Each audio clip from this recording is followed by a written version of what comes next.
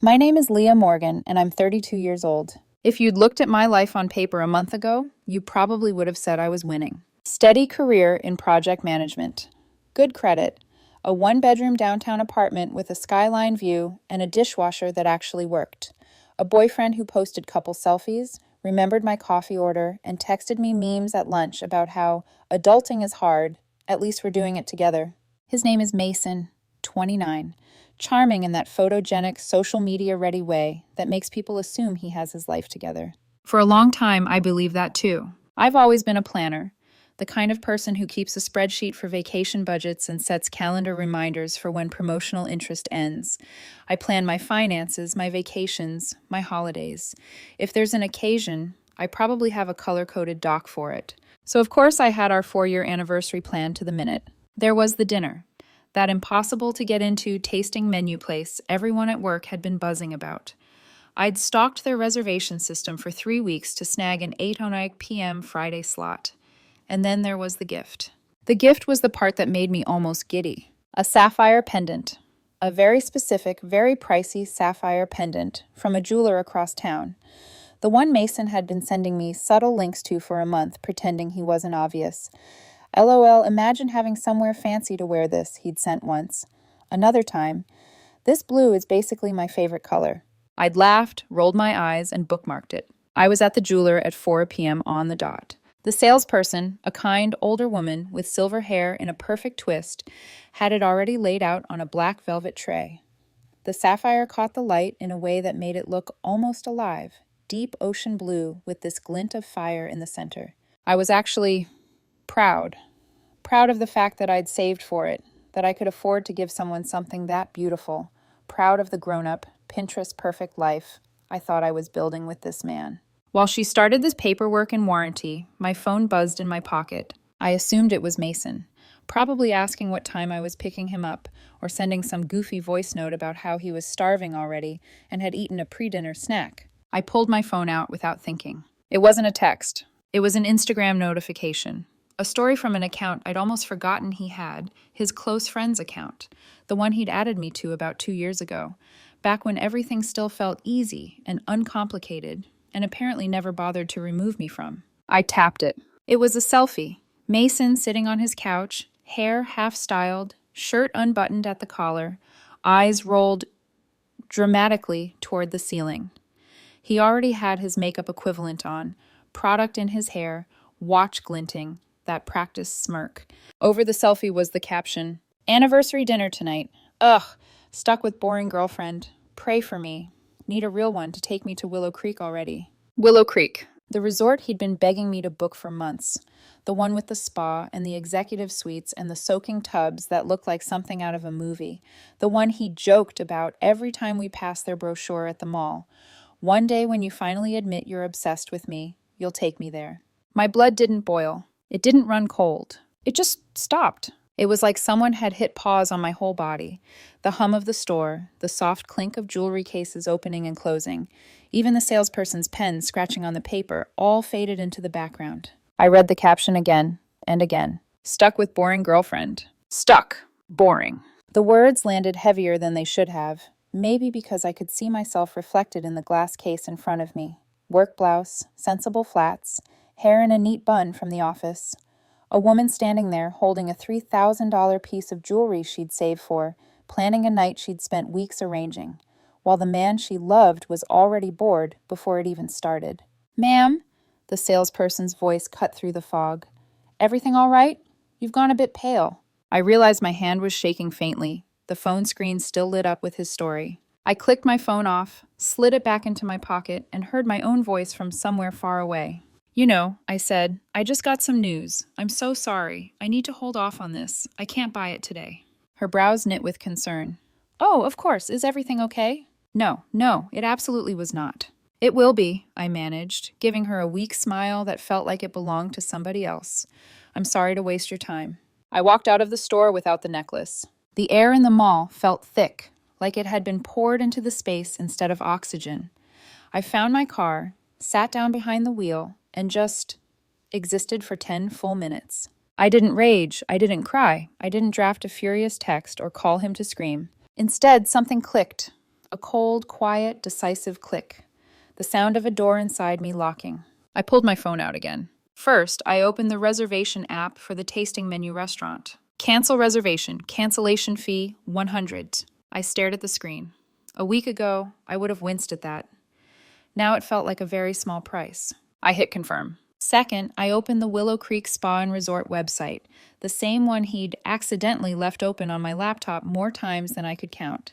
Their homepage was all dark wood and warm fireplaces and impossibly pretty people in white robes holding champagne flutes. My thumb hovered over reservations. Part of me whispered, "This is petty. This is too much. You're overreacting." That's what he always said when I got upset over something he posted, some joke at my expense. But the other part, the one that had gone quiet at the jeweler, spoke louder. He humiliated you before the night even started. He called you boring while you were buying him that necklace. I scrolled. Last minute availability. Weekend dates. Friday to Sunday. Executive king suite with fireplace and soaking tub, the exact room he had circled in the brochure. My heart thudded once, hard, like it was trying to break out of my ribs, and then I clicked book now. Prepaid, non-refundable, total, $2,200. I put it on my Amex, the same card I'd intended for the pendant. Third, I checked the time, 4:30 p.m. Mason would be at his apartment getting ready, probably hyping the night up on his main story, talking about fancy dinner with the ball and chain to people who didn't know he had a Finsta where he called me boring. The reservation had been for 8 o'clock p.m. I had plenty of time. I drove home to my apartment. I packed a weekend bag like it was the most normal thing in the world. Jeans, a couple dresses, my nicer swimsuit, my skincare bag, the good perfume I only wore for special nights. I threw in my noise-canceling headphones and the book I'd been too busy to finish. At 6:00 p.m., I was on the highway heading north, the sky turning the exact color of the sapphire I hadn't bought. I still hadn't texted or called him. Part of me imagined his face when he realized I wasn't outside his building at 7:30 like I'd said I would be. The other part of me didn't care. For the first time in a long time, the future I was planning was just for me. I pulled into Willow Creek at 8:15 p.m. The lobby was unreal. Stone walls, vaulted ceilings, a massive fireplace crackling in the center like it had been staged for a magazine shoot. The staff smiled at me in that polished, practiced way of people who are used to wealthy, happy couples checking in for romantic weekends. "Just one key?" the front desk clerk asked, glancing behind me as if a man should appear at any second. "Just one," I said. When I got to my suite, I had to pause in the doorway. It was bigger than my first apartment. Plush bed, separate seating area, the fireplace, and that ridiculous soaking tub tucked into a corner with a view of the trees outside. I set my bag down and exhaled. My phone hadn't made a sound the entire drive. Mason probably assumed I was running late, stuck in traffic, still doing everything I could to make sure his night was perfect. Room service arrived, an old-fashioned and a ribeye.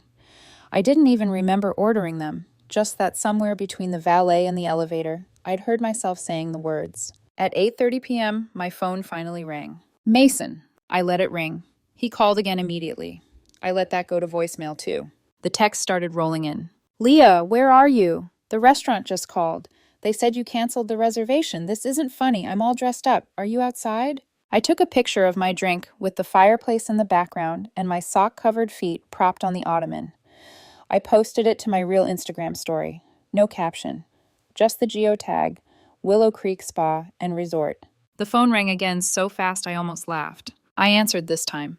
"What the actual hell, Leah?" His voice came through the line in a panicked shriek. "What are you doing?" "I'm about to eat a steak," I said, my voice calm enough to scare me. "You're at Willow Creek." He was breathing hard. "You went to Willow Creek without me?" "That's what the geotag says." "But it's our anniversary. You stood me up. You canceled our dinner to go to the resort I wanted to go to. What is wrong with you?" I swirled the ice into my glass and watched the way the light from the fire refracted through the amber liquid. "I saw your post, Mason," I said. "The one about being stuck with boring girlfriend. The one where you begged for a real one to take you to Willow Creek." The line went dead quiet. "What post?" he said too quickly. "I don't know what you're talking about." "Your close friend's story, the one you forgot, I can see." There was a strangled sound on the other end of the call, like his brain was trying to rewind and erase the last few hours. "Leah, baby, that was a joke," he said finally, his tone flipping from indignant to wheedling so fast it gave me whiplash. "It was just for my friends. You're not even supposed to be on that account. So it's my fault for seeing it? I asked. You can't be serious right now. You're ruining our anniversary over a stupid post. You ruined it, I said quietly. I just adjusted my plans based on new information. You think I'm boring. You're publicly wishing for someone else. I'm just respecting your wishes. I'm coming up there, he snapped. You're 2 hours away. I'm getting in my car. I wouldn't, I said. The reservation is only for one. They're very strict here, and I'm not adding you to the room. Don't you hang up on me, Leah. Don't you... Enjoy your night, Mason, I said. I know I will. I hung up. Then I blocked his number, blocked him on Instagram, Facebook, WhatsApp. My phone started buzzing with calls from Alana and a number I recognized as his mom, but I turned it off and set it face down on the nightstand. I ate my steak.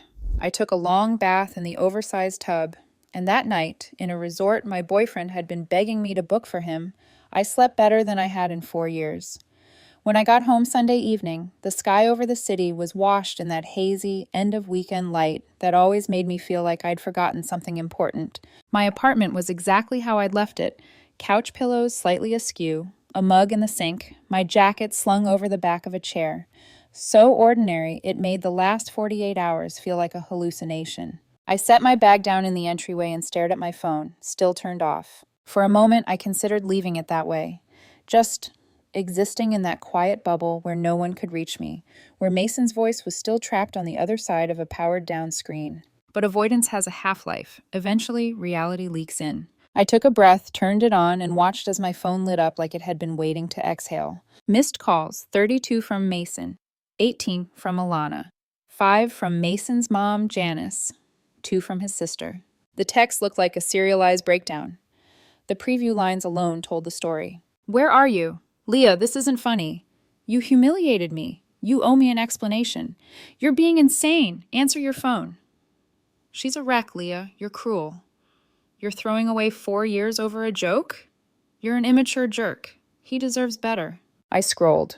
Threats, apologies, guilt trips, a barrage of you ruined everything, mixed with a sprinkle of I love you, please call me. I didn't reply. Instead, I put the phone face down on the kitchen counter and went to take a shower, letting the hot water beat against the back of my neck until my skin prickled. Under the spray, the events of the weekend slid into their proper timeline. Jeweler, post, cancellation, booking Willow Creek, steak, bath, silence. Each moment snapped into place with that same quiet click I'd felt at the store. It dawned on me that in some ways the breakup had already happened. Not when I hung up on him at the resort, not when I blocked his number. It had happened the moment I chose to spend that money on myself instead of on him. After the shower, I pulled on sweatpants and one of my worn college t-shirts and sat at my small kitchen table with my laptop. If there's one thing I do when I feel powerless, it's research. First up, the lease. I dug out the folder from my filing cabinet and flipped to the first page. My name, and only my name, stared back at me from the tenant line. I checked the utilities, the internet account, even the renter's insurance policy. Every single one in my name. Mason had drifted in, really. Brought a couple of suitcases and a duffel bag one weekend, and then just never went home. It was never a formal moving in, so much as a gradual takeover of dresser drawers and bathroom shelves. I'd let it happen, because that's what you do when you love someone, and you assume you're building a future together. Now, looking at the paperwork, it felt like I'd left myself a lifeline without even realizing it. Next up, state laws. I typed one-party consent recordings, state, into the search bar. One-party consent, meaning I only needed one person in a conversation to know it was being recorded for it to be legal, meaning I could hit a button, and if things got ugly, at least I'd have proof. It felt paranoid. It also felt prudent. I was spreading peanut butter on a piece of toast later that night when the front door unlocked. He still had a key. Of course he did. Mason burst in, the energy coming off him wild and messy. His eyes were red-rimmed, his hair disheveled in a way that didn't look deliberate this time. You're just here making a snack? He shouted, throwing his keys onto the counter so hard they bounced. Hi, I said, because the alternative was letting him drag me into his storm. Yes, I was hungry. You blocked me, he said, voice rising. You blocked me. You blocked everyone. You disappear for 3 days after humiliating me, and you're just standing here making toast. You humiliated yourself, I said quietly. I just chose not to participate. It was a joke, he shrieked, that word already becoming a weapon. It was a stupid, silly joke for my close friends. You weren't even supposed to see it. You were spying on me.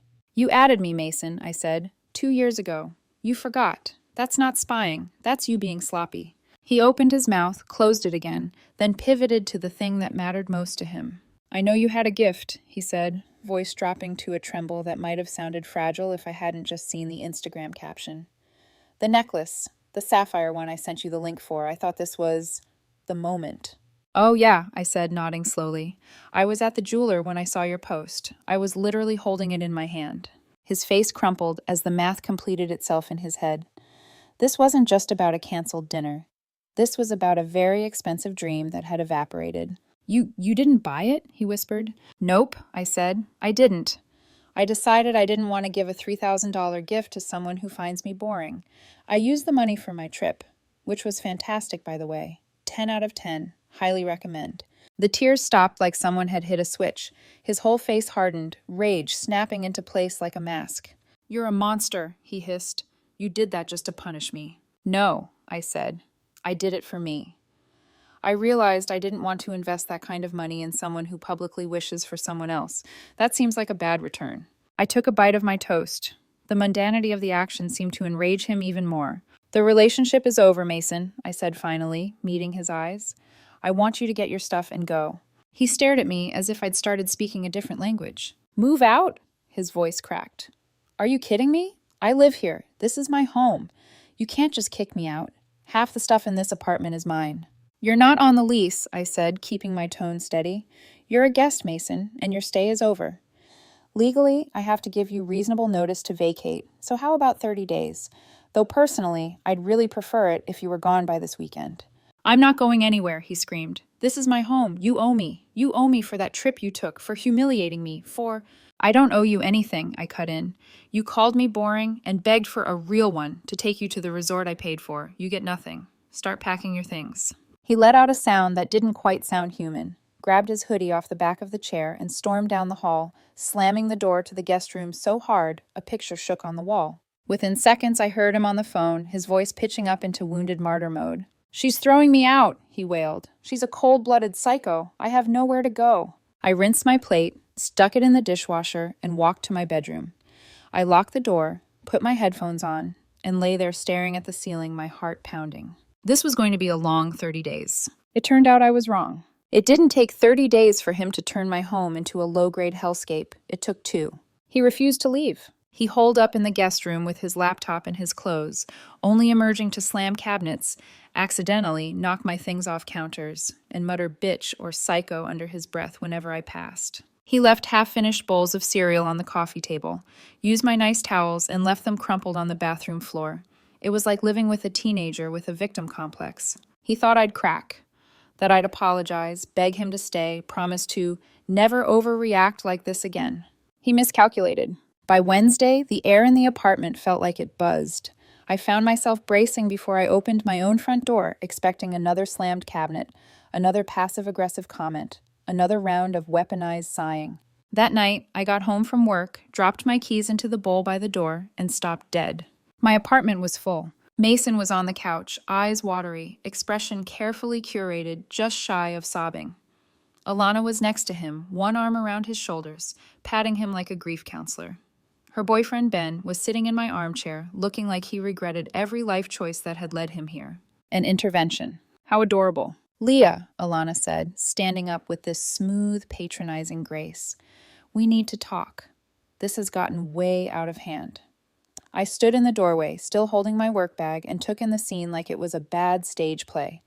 Mason's eyes were red but dry. Alana's expression carried the kind of self-righteous pity reserved for people who believe they're the voice of reason. Ben looked like he'd rather be anywhere else. My apartment smelled faintly of my lavender candle, the one Mason used to tease me for burning because it was too girly. Apparently he'd decided to light it tonight for ambiance. Out, I said. The word came out sharper than I expected. All of you. Out. Leah, Alana began in that overly calm voice people use right before they call you hysterical. No one's here to attack you, we just want to talk. Mason's been trying to reach you for days. I told him to leave. I cut in. That's the only communication necessary. Ben raised his hands like I was pointing a weapon. Whoa, no one's saying you can't have space. We just think maybe this whole thing got blown out of proportion. It was one post. People joke online. I dropped my bag onto the counter and leaned against it. He called me boring, I said, in public, before our anniversary dinner, while I was literally buying him an expensive gift. It was a stupid post, Alana said. He didn't mean it like that. He's been miserable. You embarrassed him. I embarrassed him? I laughed, a short, sharp sound that startled even me. After he humiliated me in front of his friends, after he mocked me while I was holding something I bought for him, interesting version of events. See? Mason said from the couch, turning to Alana for backup. She twists everything. I said one thing, and she made it into this giant personal betrayal. Then she blocked me, went to the resort without me, and told everyone we broke up. I didn't even know until I saw it on Instagram. Alana looked back at me, as though waiting for me to apologize for ruining his narrative. Ben scratched his chin and muttered, posting from Willow Creek was kind of cold. My laugh came again, darker this time. Cold would have been showing up to dinner and pretending I hadn't seen his post. Cold would have been buying that necklace anyway, just to watch him squirm every time he saw it around his neck. Jesus, Leah, Mason said, voice cracking. You sound insane. You sound obsessed with punishing me. No, I said quietly. I'm done punishing myself. The air shifted. Even Alana blinked at that. Get out of my apartment, I said again, pointing to the door. This isn't a group therapy session. This is trespassing. Alana's face hardened. The pity drained out of it like a plug had been pulled. You're a real piece of work, she sneered. Do you even hear yourself? You sound cold. You sound controlling. I sound finished, I said. Come on, Alana, Ben murmured. Let's go. But Mason wasn't done. He stood up, running a hand through his hair, playing to his audience. You're really doing this? After everything? 4 years, Leah. 4 years and you're just throwing me away. You threw it away when you decided to perform our relationship for an audience that wasn't me, I said. Now get your things. You've got until Sunday night. He stared at me, searching for some crack in my resolve. When he didn't find one, his jaw clenched. You'll regret this, he said finally, low and dangerous. Maybe, I said, but at least the regret will be mine. He shoved past me on his way to the guest room, shoulder catching mine harder than it needed to. Alana followed, muttering under her breath, while Ben lingered long enough to mumble an awkward, good luck, before closing the door behind him. The silence that followed was almost deafening. I stood there, heartbeat in my ears, surrounded by the faint smell of candle wax and the ghost of someone else's drama. Then, slowly, I started to clean. It was automatic, a reflex, the same way you tidy up after guests who've overstayed their welcome. I straightened a pillow, blew out the candle, wiped a smear off the counter. Each small motion was a way of reclaiming the space, inch by inch. By Friday morning, I had had enough. I called a lawyer, just a quick consultation. Explained the situation, my ex-boyfriend living rent-free, not on the lease, refusing to leave. The lawyer's voice was calm, practical. Legally, he's considered a guest. You've already given him notice, but if he refuses, you can file a formal eviction. Or you could offer what's called cash for keys, pay him a small sum to be gone by a specific date. It's faster, less messy. The idea made my skin crawl. Paying him to leave felt like rewarding bad behavior, but I filed it away under options. Then, for no real reason other than curiosity, I logged into my online banking. And that's when the floor dropped out from under me. One of my cards, the joint one where Mason was an authorized user for groceries and emergencies, had a new pending charge. $3,250 from Jewel House Fine Jewelry. My hands went cold. It couldn't be. It was. He'd gone to the same jeweler, bought the exact necklace, with my card. I stared at the screen, every rational thought dissolving into static. He'd stolen from me. He'd actually stolen from me. The same piece of jewelry I'd stood there holding before deciding he didn't deserve it. The betrayal didn't even feel emotional anymore. It was logistical, administrative, like discovering a system error that happened to involve your own heart. I called the credit card company. Hi, I said, keeping my voice even. I need to report a fraudulent charge. Can you describe the situation? The representative asked. It's an authorized user, I said, who just made a $3,250 purchase at Jewel House. I explicitly forbade it after we broke up. He's no longer authorized for anything. Please cancel his card immediately. There was a pause. Then, we've deactivated the card, ma'am. The charge is under dispute. I thanked her, hung up, and immediately called the jeweler. The manager's voice was polite but tense. Jewel House, this is Rebecca. Hi, Rebecca. My name is Leah Morgan. I was in your store on Monday looking at a sapphire pendant. My ex-boyfriend Mason just purchased it yesterday on a card he was an authorized user on. That charge has been reported as fraudulent. He's not authorized to make purchases. Another pause, then a nervous inhale. Oh, he told us it was an anniversary gift you approved. He lied, I said flatly. And if that item isn't returned today, I'll be pressing charges for credit card fraud. I I understand, she stammered. We'll hold the transaction. Please let us know if the piece is recovered. I hung up. Then I walked straight to the guest room. The door was half closed. Music was playing softly from his phone. I pushed it open. Mason was sitting on the bed, laptop in his lap, and the sapphire necklace around his neck. He looked up at me and smirked. A full, smug, "What are you going to do about it?" smirk. "Happy anniversary to me," he said, his voice dripping with sarcasm, "since you were too cheap and too cruel to buy it." "Take it off," I said. "No." He leaned back against the headboard, twirling the pendant between his fingers. "I don't think I will.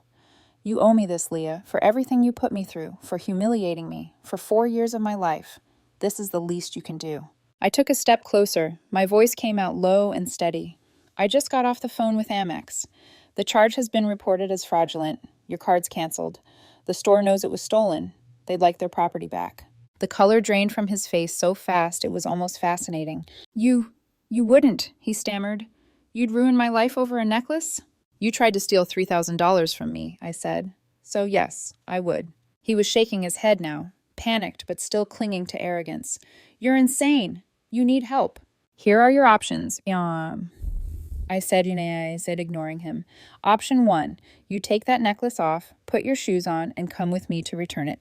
Option 2, you keep it, and I let the fraud investigation proceed. Either way, the outcome's the same. You lose the necklace. Only one option keeps your name off a police report." He stared at me, breathing hard. "You're a psychopath." "Get your coat," I said. He threw the laptop down, yanked on his jacket, and stormed past me toward the door. I grabbed my keys. In the car, I hit record on my phone and set it in the center console. The entire drive to the jeweler, he cycled through the 5 stages of manipulation. Begging, yelling, crying, blaming, name-calling. "Please, Leah, don't make me do this. It's so embarrassing." "You're cruel. You should have just bought it. You'll regret this when you realize how heartless you sound." I didn't respond, just kept my eyes on the road. At the store, I stood by the door while he, red-faced and trembling, handed the box back to the manager. "I'm so sorry," he mumbled. "It was a misunderstanding with the card." The manager looked at him, then at me. I gave her a single, silent nod. She took the box. "We'll process the return immediately." The car ride back was wordless. He stared out the window, vibrating with humiliation and rage. When we pulled into the garage, I parked, turned off the engine, and finally spoke. "I want you out by tomorrow," I said. "End of day. All your things gone. If not, I'm filing for eviction and giving the police this audio file and the fraud report." He didn't answer, just got out of the car and slammed the door so hard it rattled the frame. When I got upstairs, he was already throwing his clothes into a suitcase. By the next afternoon, the guest room looked like a hurricane had passed through. It was finally over, or so I thought. By Sunday evening, my apartment looked like a crime scene of petty revenge. He'd left makeup stains on the carpet, foundation smeared into beige patches near the wall, a cracked picture frame in the trash, and my lavender candle snuffed out mid-burn. The faint smell of smoke clung to everything. The guest room was a wreck. Empty hangers tangled on the floor, a used coffee mug with mold beginning to bloom, and the unmistakable absence of one of my throw blankets. A petty theft, but symbolic. He wanted to leave fingerprints, reminders that he'd been here. I didn't clean right away. I just stood in the doorway and let the silence settle. For the first time in weeks, there were no footsteps, no muttered insults, no doors slamming. Just me and the hum of the refrigerator. When I finally moved, I did it like I was reclaiming the place piece by piece. Trash first, then vacuuming, then the sheets. Each mundane act felt like undoing him. The next morning, I called a cleaning service and booked a full deep clean for Tuesday. It wasn't cheap, but I figured freedom rarely is.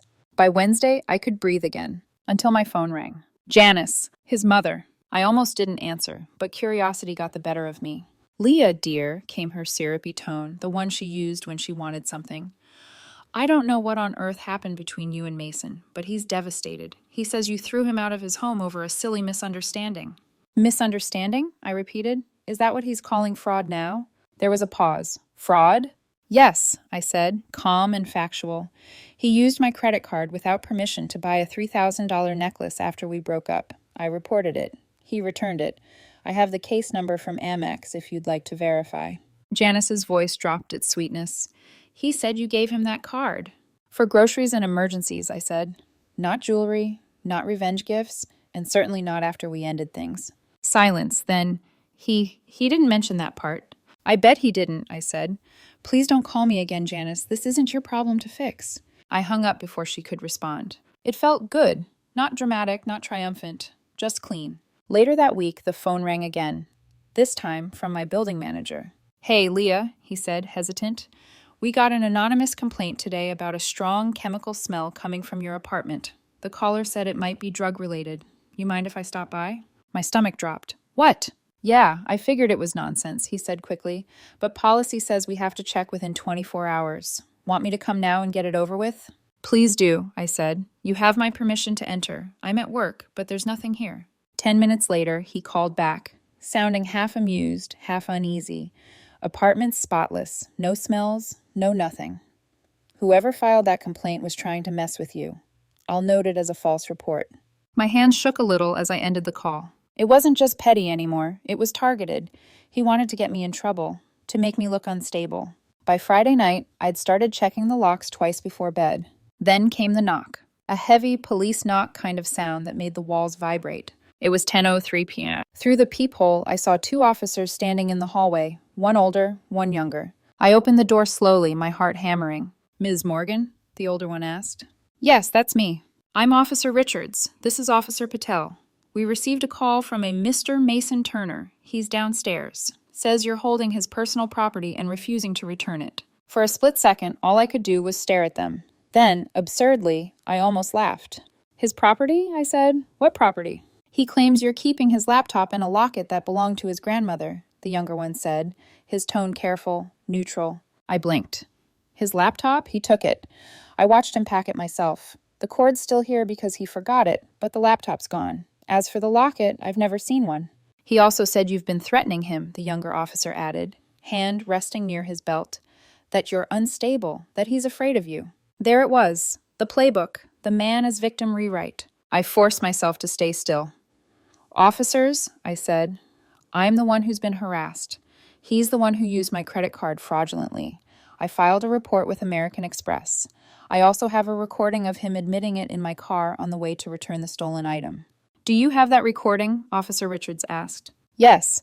I unlocked my phone, scrolled to the file, and hit play. Mason's voice filled the hallway, thick with self-pity and venom. Please, Leah, don't make me do this. It's so embarrassing.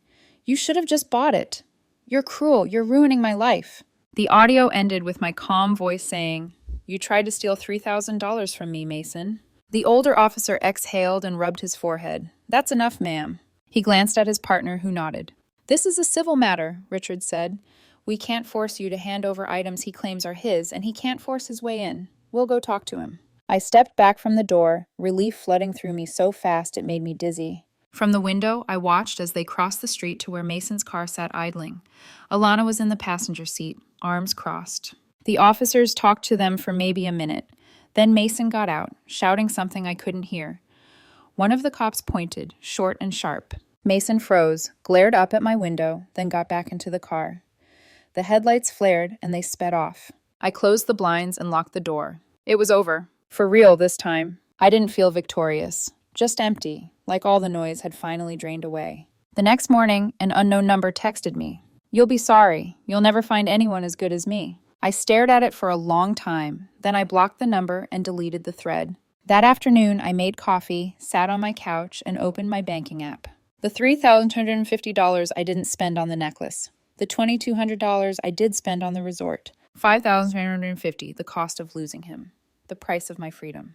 Worth every cent. I booked another trip, somewhere cold this time, somewhere he'd never even heard of. And as I hit confirm, I smiled for the first time in months, not because I'd won, but because I'd finally stopped playing his game.